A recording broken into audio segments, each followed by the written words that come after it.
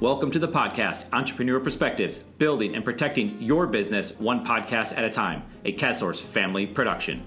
In this episode, we're going to talk about the future of marketing, being a young entrepreneur in the University of Michigan.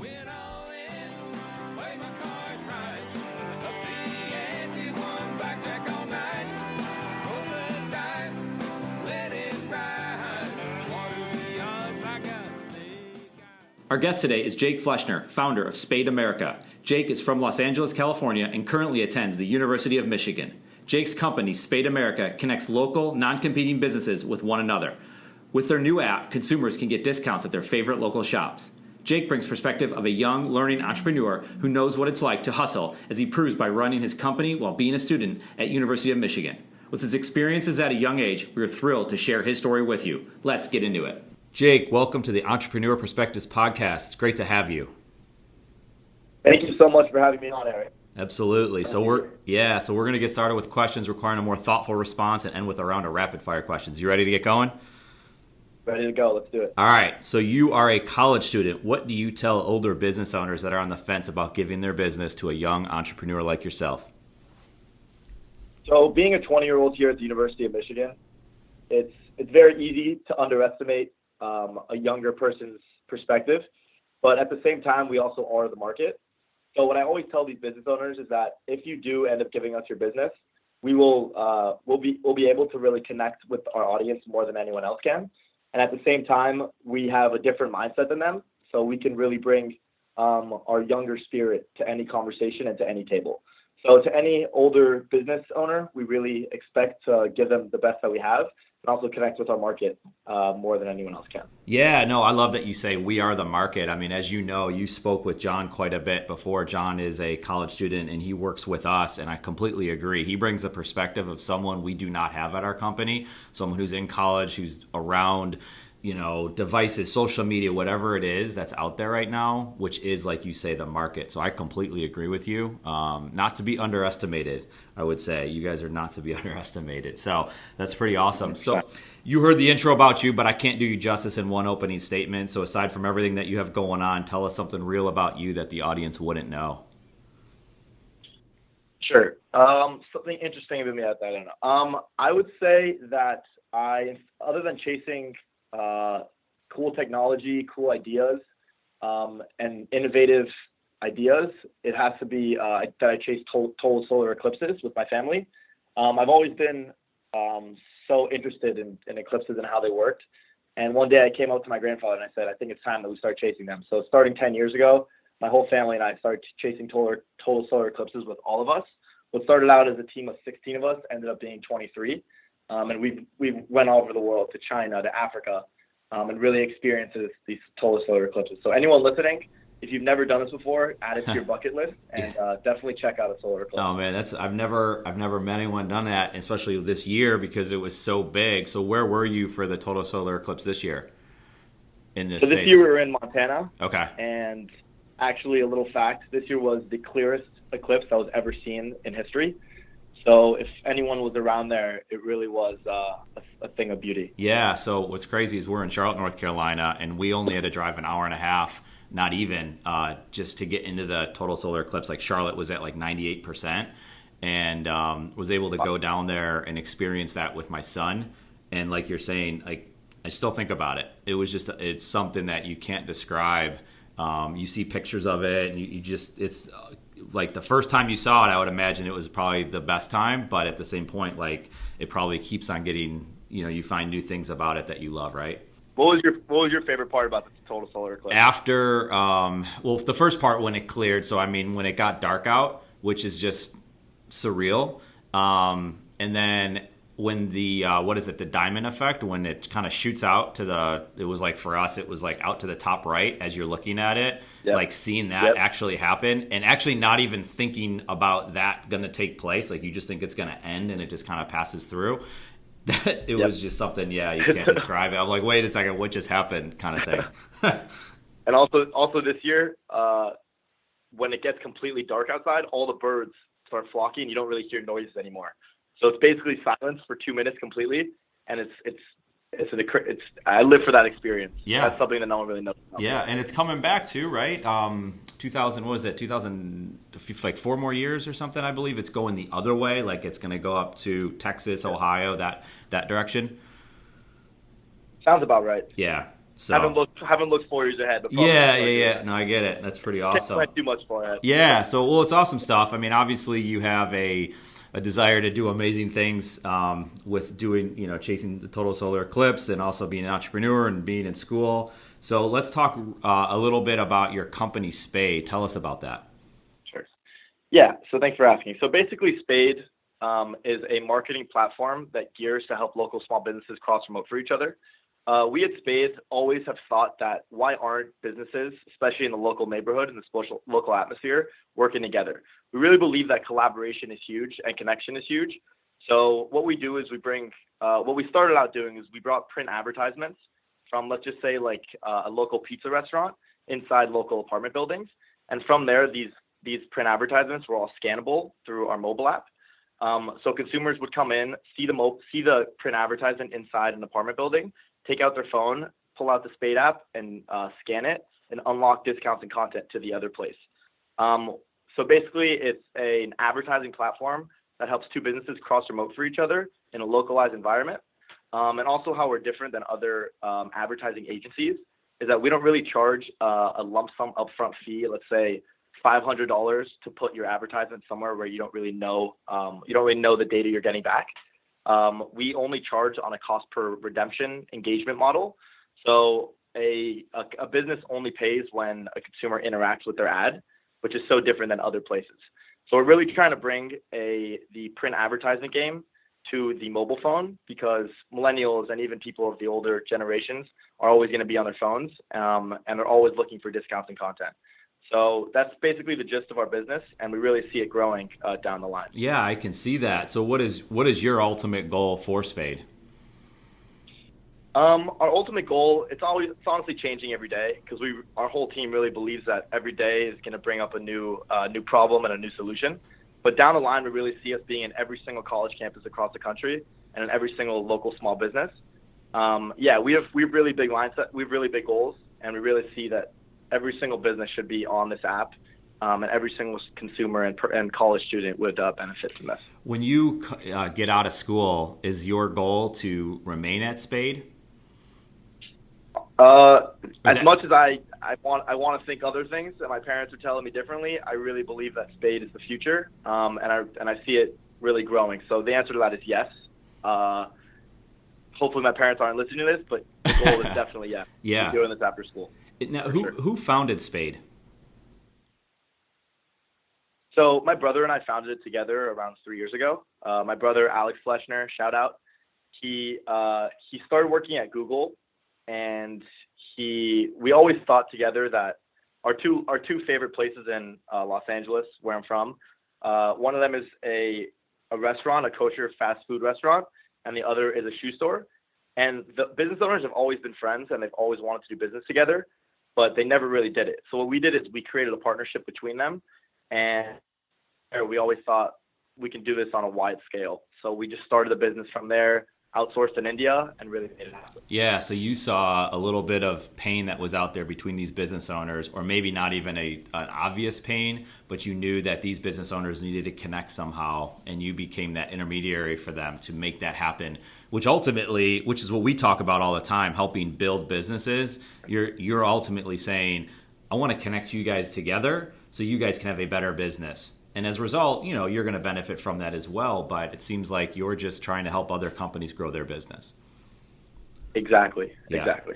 And just as you guys really use like Instagram direct messaging or something like that, these businesses, although it's on a lower scale than that, but they should be using the Instagram direct messaging as well, and really reaching out to the businesses around them, not to go against them and compete, but to work together. And it's really, the world nowadays is collaboration. We learn that always at the university here. At the end of the day, we're always going to we have to use our strengths as a team in order to get the best benefit. And that's basically what we pride ourselves here at Spade. Yeah, no, I mean, it makes a lot of sense to us. I agree with you that, so many people aren't just worried about beating the competition when there's ways to work together for both to be better, like you're saying, and just reaching out and having good conversations with other people. Who knows what that could lead to? So it's pretty awesome. Well, what is it like being in school, right? You're in school full time, it's nonstop, there's a lot going on, and you're running a startup company. Great question. Popular to contrary belief, I'd say that it's not as hard as people would say it would be. I think it's really about balancing time.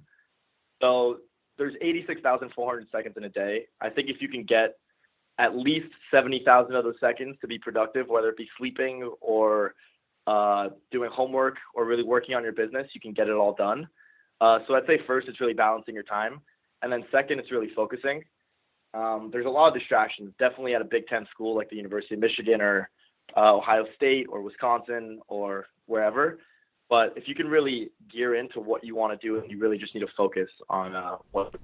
Are you having to sacrifice other things to do? I mean, there's a lot that goes on in college besides school and working and studying. I mean, as we know, you can party, you can hang out with friends, you can do all that. Are you having to give up some of those things in order to focus on the things that you're talking about here today? Yes, definitely giving up what some of my friends are doing. I don't really follow their mindset because being an entrepreneur nowadays, it's a 24/7 job. And I think everyone who's under the age of 25 that's doing something like this, you got to really put your whole mind to it. But at the same time, at the end of the day, it's all about networking. So I still believe in the work hard, play hard mentality. So for your view on marketing, so social media, Sure. how you already talked about it a little bit with Instagram, for example, and using direct messaging within Instagram. How do you see business owners, or what's the best way business owners can use social media and kind of taking that into the point of what do you see as the future of marketing? Obviously, Spade is the future of marketing, but overall, as just like someone in general, what do you see with that? Down the line, there's many more experts that are better than me at this, but from my own perspective. But I'll interrupt you real quick, but you are the market, right? Like you have a vantage point. I think that, yeah, I agree. There's experts out there that understand this, but you're coming at it from a perspective that I don't even think a lot of people could understand. And so I would look at millennials, people in school, people who are really thinking about this 24/7 have a better understanding it than the so-called quote unquote experts. Yeah. Great call on that. But yeah, I really see any business owner can connect with their audience in any single way. So as Gary Vee always says, who is my ultimate role model and mentor, check it out at Gary Vee on Instagram, at Gary Vee on Twitter, at Gary Vee on LinkedIn. But it's really about connecting with your audience. So the more content you put out, the better. If you can post content once a day, if you can even start doing it once a week. Let's say you're a small business owner that runs a hair salon. If you could just post once a day of of a new haircut or of a new client that you just added and start spreading that on every single social channel, I guarantee you by the end of the week you'll have 3 new followers, and then by the end of the month you'll have 50. So it's all about just creating content that is relatable to your brand, and it's also relatable to your audience. And at the same time, I really think it's spreading out. So not just focusing on Instagram, but also focusing on your Twitter, on your Snapchat, and on your LinkedIn, and really getting the widest audience as possible. And at the same time, with social media spreading everywhere, as you said before, being the market, people nowadays are not addicted, but are fully engaged into their phones at all times of the day. So if you can really exchange their attention and really capture it, then you'll definitely benefit in the long run, whether you're a local business owner or you're a big-time corporation. Yeah, no, I completely agree with you. And you brought up Gary Vee, who obviously we talk a lot about. I watch closely, got a chance to meet him, but I understand that you were actually worked at Vanner Media and Vanner Sports. Tell us about your experience interning there. So yeah, first of all, very happy that you got to meet him. I could tell already that you really have a similar mindset to him, so that's amazing. Yeah.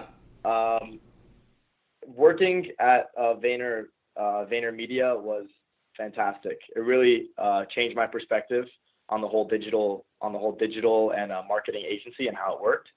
but I don't really think it was about the work that was done. What I did technically was I was one of the marketing interns for the entertainment team. So we worked with Epics and Sci-Fi and Top Rate Boxing, and I was working on their Instagram and Twitter. But I think it was more about the connections and the network that are at VaynerMedia.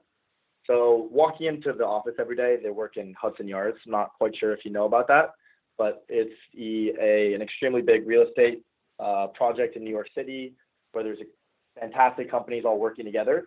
But they really inspire collaboration. So every morning, a lot of the interns would lead the daily meetings. And from there, you would really understand what to do for the rest of the day, which was my favorite part of working at VaynerMedia. And I really realized the opportunity of what I was doing. So I added a different spin to it. I added a trivia of the day to learn more about your teammates.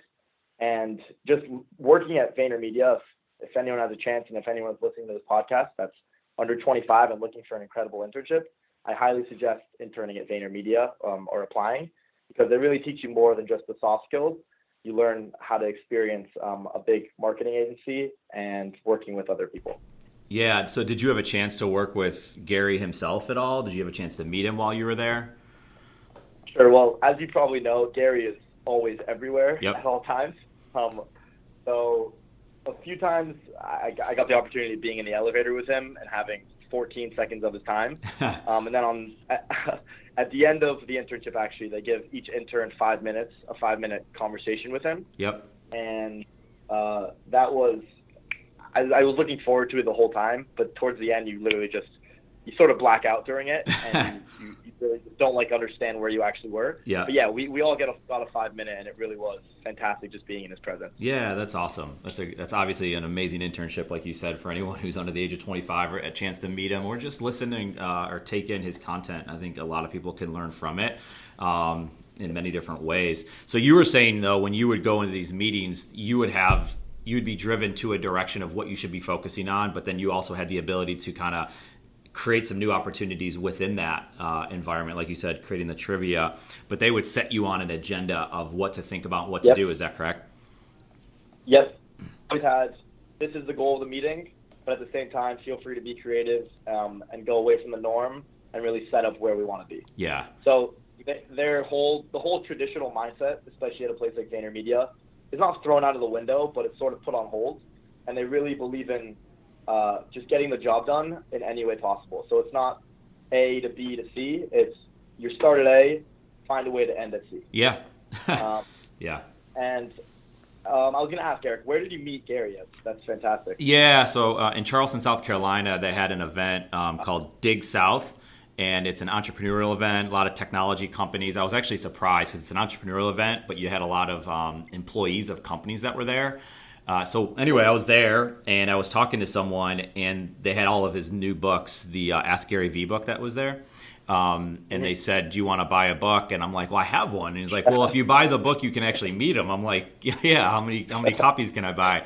And so it was really weird because I bought the book and you go up to this. It's in a really cool part of I don't know if you've ever been to Charleston, South Carolina. Great city. Definitely check it out if you haven't. But you go up to this building, like the second or third floor, and you walk into this room, and it's this very small room. There's like 30 people in there, and there he is, like at the front of the table, and you got a chance to just kind of talk to him like a normal person. So really cool guy. We ended up talking football for a little bit. He asked about my daughter. I have 3 kids, but I told him one of my kids is, got this huge entrepreneurial spirit to her, so he loved that. But yeah, it was. I got a picture of it. Actually, we did one of the selfies, right? And it's on my Instagram, my personal Instagram page. But yeah, very cool. And I could understand a lot of people he's kind of taken off into another stratosphere of like being a famous person almost, which is like he talks about. Like it's so weird probably to be a famous person, to be an entrepreneur, not to be an athlete or an entertainer.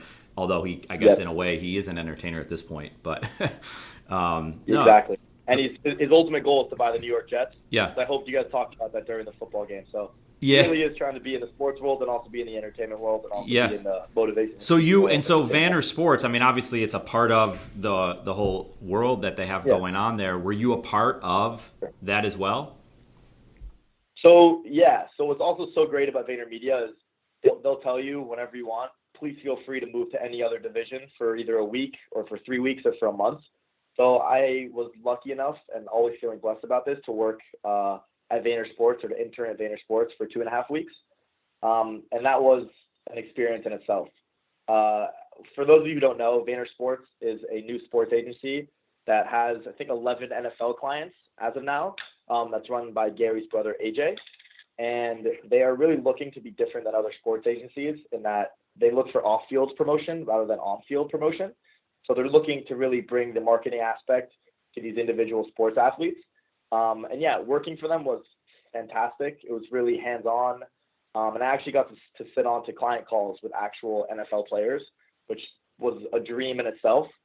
And yeah, I think that was honestly the best 2.5 weeks working at VaynerMedia was working on the sports side. Yeah, no, I can imagine it. I mean, watching what they've done so far, I mean, being an Ohio State fan and them signing Braxton Miller and kind of watching what they've done with Kroger and some of the other things. I mean, he's just an amazing talent. I think he's an amazing guy. What he did for Ohio State was incredible.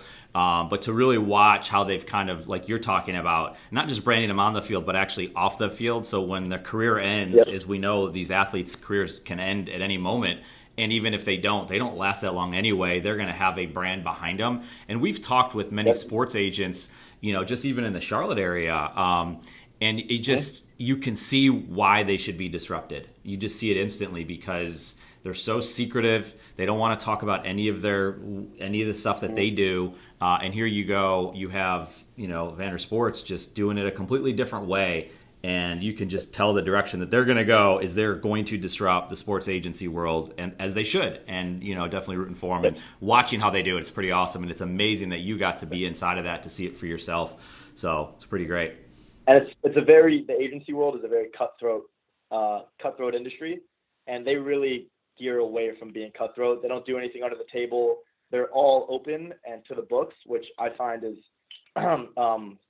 it's fantastic what they're trying to do and how they're trying to change the agency world. Yeah. And just another side note about Braxton. I know you're an Ohio State guy. I'm Michigan. We can still be friends, hopefully. We'll see. Yeah. We'll see after the podcast. Yeah. With Braxton Miller, what was really cool and what they initially said to all the interns was that Braxton always wanted a contract deal with a cereal company. And one of VaynerMedia's main clients is Captain Crunch. So what they did, they were basically on both sides of the table. So they brought Captain Crunch in, but they brought Braxton Miller in as well. And they signed a marketing agreement right away because they really can utilize their marketing side of their business while utilizing their sports side. So right away, they signed Braxton Miller with the Captain Crunch deal, basically all internally, which is very smart on their end, and no other agency is really doing that. Yeah. And that's basically the competitive advantage, I think. No, that's amazing. I mean, that's cross-pollinating, right? So you're just taking, you have all these different people, and how can you match them up? And my business partner and I talk about this all the time of who do we know? For example, we have a custom door manufacturer hardware company. Who do we know that they can work together? And then we have a garage door company. So we put the two of them together, and you can put those handles on those garage doors, and off you go. But taking it to that level of a Braxton Miller with Captain Crunch, it's awesome. I mean, you can't beat it. And your other players and other people are going to see this coming out of school, and they're going to want to sign with Vayner Sports as a result of that. It's pretty great. Yep. So as you know, we have a content platform called Sportsepreneur. We talk about, business and create analogies between sports and entrepreneurship. There was an article we did, and it was about Lonzo Ball, and it was during the time he wanted to get drafted. I don't know if you're a Laker fan or not, but he wanted to get drafted by the Lakers, did not want to go to the Celtics. The Celtics wanted to bring him in for an interview. Danny Ainge is there. Like him or hate Danny Ainge, he's one of, he's considered one of the greats, or, he's a guy who's been around, has led a successful organization, and he declined the interview with Danny Ainge. And, there's many different things behind that scene, but more from your standpoint, as you look at that as an up-and-coming entrepreneur, are you taking it sounds like you are, but you're taking the opportunity to learn anytime you have it.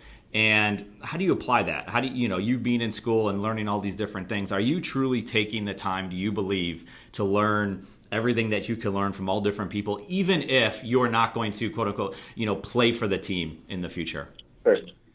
Sure. So, I think any opportunity that is put in front of your face, that you should take it. Always say yes to anything.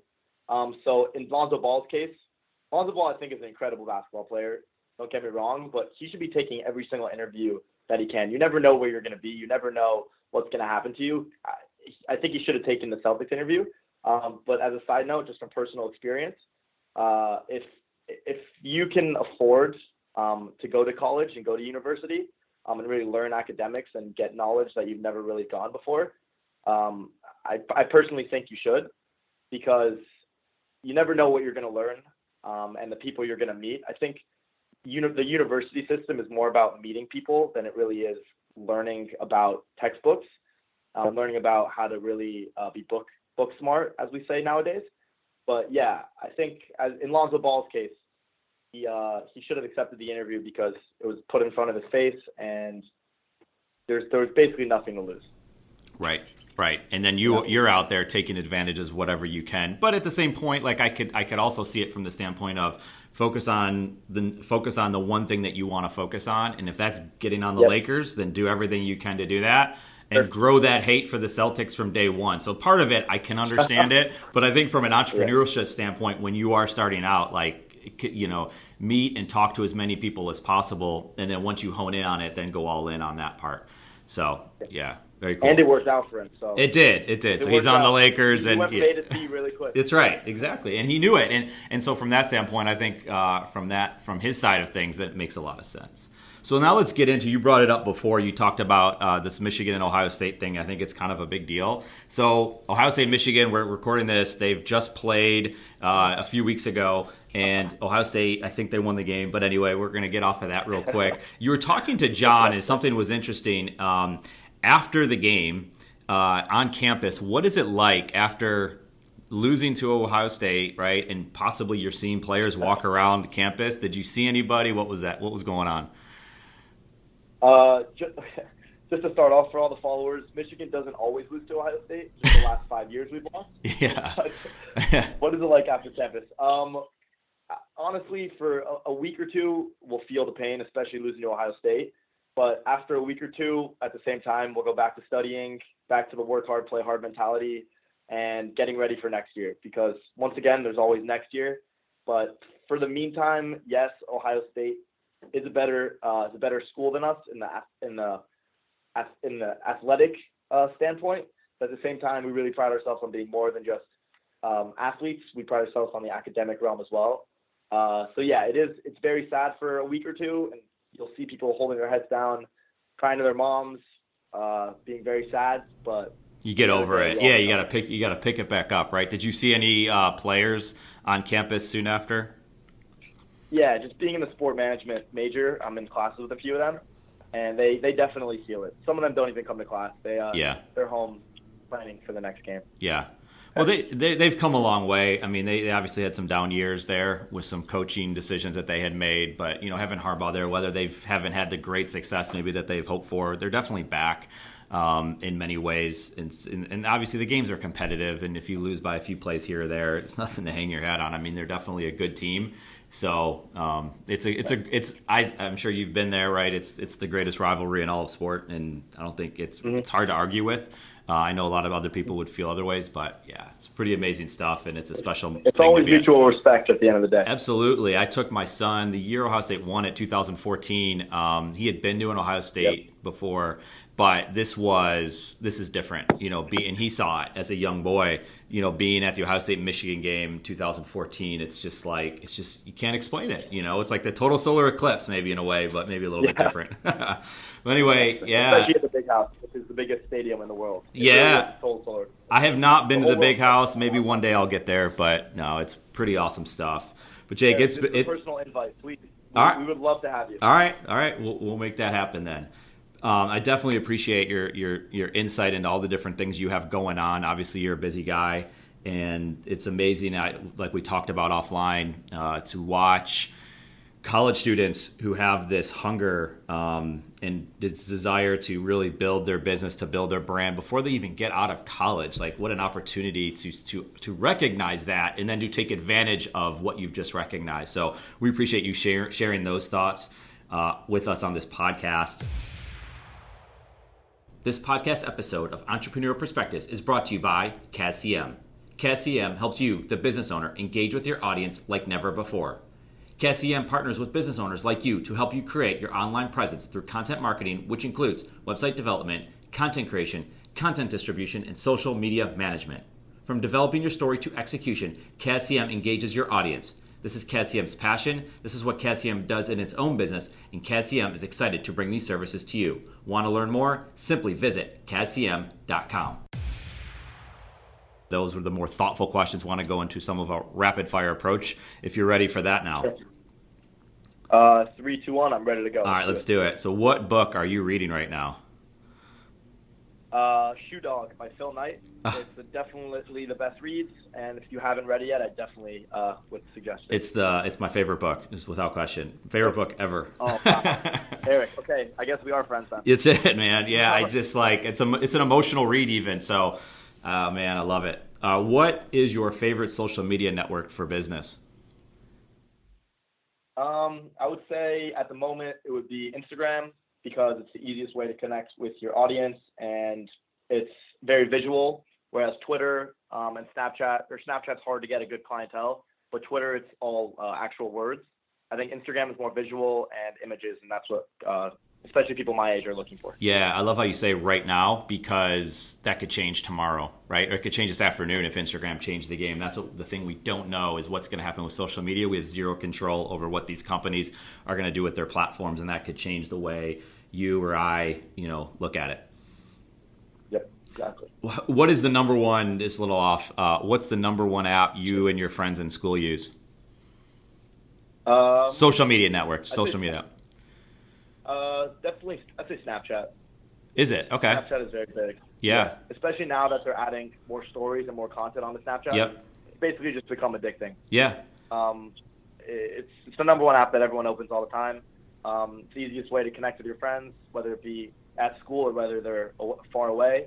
You can really engage the most on Snapchat. Yeah. So what do you think? I really see Snapchat being the future. What do you see like with their struggles that they've had with business, and they're going to redesign the platform? It looks like, because of the recent numbers that just got published. Their retention rate is fantastic. Yeah. I don't really see them going anywhere in the near future. Yeah. And of course, Evan Spiegel has a very young mindset to him, so he'll continue to do big things. Yeah, I get it. So when you look at your phone right now, what's the one app that's most important to you? Wow. It's got to be ESPN, or the ESPN fantasy app. You got to always check up on your fantasy teams, and obviously not doing so bad this year. There you go. Are you guys, you're in the playoffs? Maybe make a run at the championship? In the playoffs. I'm guessing you're in the playoffs too? Yeah. We have a couple teams that we share with friends, and we have a lot of fun with it. I used to get more serious about it, but now it's all fun, and it's you laugh. You just have a good time with it. One of our good players, Ezekiel Elliott, that was a roller coaster ride for that guy. I'm sorry about that. Yeah. I have Gronk this week, and he's suspended. So yeah. It'll be a tough playoff. Well, I'm a Bills fan, and he got suspended for one game. I'm not sure if he should have gotten more, but did you see the hit that happened? Bad hit. Yeah, it's ugly. Yeah. So, all right. So you're a young entrepreneur. What would you tell another young entrepreneur to focus on? Really focus on your passions. Don't let anyone tell you what to do. Push yourself. Never sit back and relax. Now's the time to do it. Don't really think about what other people are thinking. Just really do what you love, honestly. And now's the time. I know I say that very often, but now is really the time. Like, take risks, step out of your comfort zone, and really push yourself. Yeah. Can't argue with that. Also spread what you're trying to do. Don't really focus on one thing. For example, I worked at Starbucks for 5 months, and it was the best experience I've ever had, because you really get to interact with people that you'll never get to interact with again, and it's really pushes yourself out of your comfort zone. I like that. So yeah. I know there are many, but if we could identify one person here, who's one person that helped you get where you are today? Good question. I'd say it's a collective, the whole family. My brother Alex, my sister Nikki, my dad Phil, and my mom Shelly. I'd say it basically is one person, because we are a team, and at the end of the day, it's always about the team. Yeah. All right. So going back to sports real quick, I want to ask you this question. You're from LA. You go to Michigan. If you could pick one sports team to root for, what is it? The one sports team without an Ohio State player on their team. The Los Angeles Rams. That's great. Also, a hometown favorite, the LA Rams. going out on a limb and saying that they will come back to LA with a championship this year because believe in Jared Goff and believe in our whole team. Yeah, wouldn't that be something? That'd be fantastic. Yeah. Well, so you just gave some words of encouragement for young entrepreneurs, but just in general, what I want to do is I'm going to let you have the last words here on this podcast and then follow that up with how people should connect with you. It's a social, email, phone, whatever you like. Okay. First off, I think the LinkedIn is being underutilized. And for a young entrepreneur, if you have a few minutes of your day, if you have 20 to 30 minutes, make a LinkedIn post. Make a LinkedIn post about your 5 favorite attributes about yourself and where you see the future going. So just from personal experience, I didn't really utilize LinkedIn for a long time. I always thought it was for old 40-year-olds that didn't really know what they were doing until about 2 months ago when a friend of mine came up to me and said, wow, I have 500 plus on LinkedIn. It's great. I'm really networking and learning a lot about life and learning a lot about people. So I'd say if you have 20 to 30 minutes, write a LinkedIn post, see where you're going to go, and you'll learn how to network based off of LinkedIn. From personal experience, really quick, I wrote one of these posts and it got 30,000 views and it actually went viral. So if you ever need a chance, please let me know. I'd love to look at any of your posts and help you out with the whole LinkedIn game. But also some more words of encouragement. First of all, thank you so much for having me on, Eric. I really appreciate it. This is one of my first podcasts ever, but little things down the line will really get you a long way. So really reach out to as many people as possible and spread out your engagements through everywhere, and also keep using social media because social media is, in my belief, the future. And at the same time, just appreciate life. Every day is a blessing. And I really want to thank you again for having me on the podcast. You guys are amazing. Your Instagram is also fantastic. I would love to utilize some of your tactics, whether it be mixing sports and business or whether it be finding a sports concept and writing a whole paragraph about it. Haven't really seen anywhere else that is doing that. And then lastly, how to connect with me. My Twitter, or don't really have a Twitter actually. My Instagram is @Jake Fleshner. And for the business, it's @SpadeAmerica. And then we are spadeamerica.com. That's SPADE America.com. We'd love to connect and interact, and please feel free to reach out. That's awesome, Jake. Well, you definitely brought it today. We appreciate everything that spending the time with us, giving your time, all the insights you've given to everybody, whether it be other college students like yourself or business owners that have a lot to learn in the game. I think we all have a lot to learn. You're doing amazing things. We'll definitely be watching it. Let's you and I collaborate some more on different things and stay in touch. We don't have to talk about Ohio State, Michigan every time, although if you want to, I'm more than happy to. But yeah, I really appreciate your time, Jake, and it was awesome. Thank you so much, Eric. It was a pleasure. Jake, it was absolutely awesome having you on this podcast. From the market insights he brings as a millennial to his willingness to learn from all opportunities, Jake is an incredible example of doing what it takes to get ahead.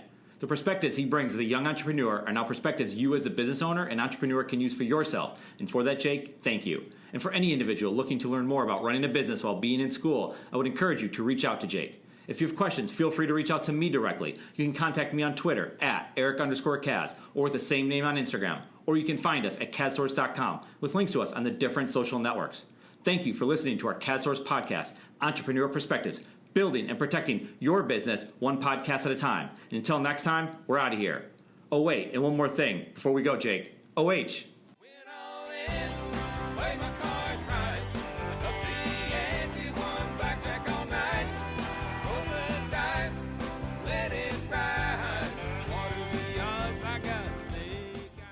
This podcast exists in large part because of KazCM, the content marketing business inside KazSource Inc. KazCM is excited to bring the content marketing services used at KazSource to you. Learn more by visiting KazCM.com. Thank you so much for listening to this podcast. It's a big deal to us. We hope you found value in it, and if you did, we would be incredibly grateful if you gave us a review on iTunes. Remember to subscribe to this podcast and feel free to share it with anyone you know. More than anything, thank you again for listening. We appreciate it.